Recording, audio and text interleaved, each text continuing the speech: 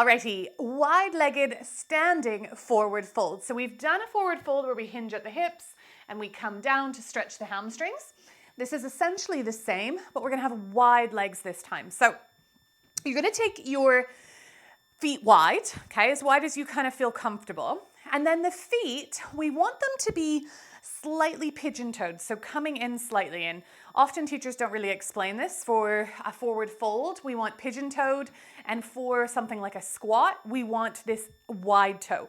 The reason for this is when the toes are wide, this helps with a posterior tilt, and when the toes are in, this helps with an anterior tilt, so going forwards. And this is what we want to encourage when we come forwards in this forward fold.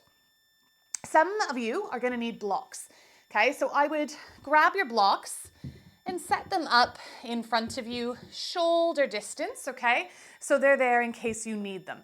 Turn the toes in, take the hands onto the knees. I like to take an inhale, lift my sternum, squeeze the shoulders together, a little tiny back bend here. With my hands on my hips, I then focus on hinging from my hips. I'm elongating my spine. I'm not rounding my spine. I'm elongating. And then eventually you're gonna bring your hands down. Again, you want the stack of the bones. So if you're using blocks, they're there. Inhale, find length. And then exhale, you're gonna tilt the weight forwards into the balls of the feet. And then you're gonna start to bring the head down. Okay, so if you're using blocks, you can keep your hands on your blocks. What you might find is as you bend the elbows, your elbow is going behind your wrist. So what you can do is once you do this and the elbows are bending, you can walk the blocks back so that your wrist stays directly under your elbow. And this is a nice way to keep that support.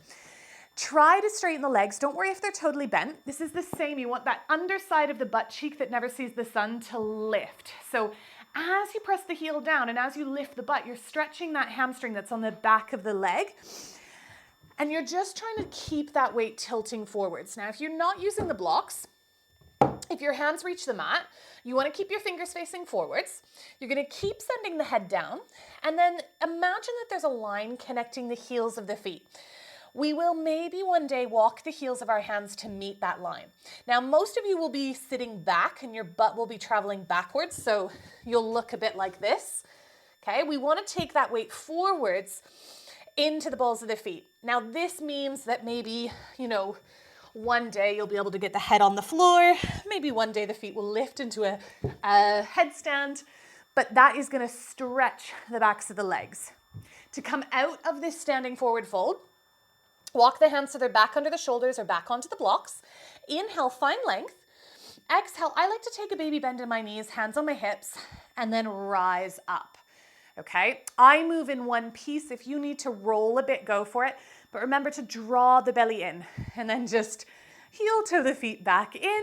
And that's your standing wide-legged forward fold.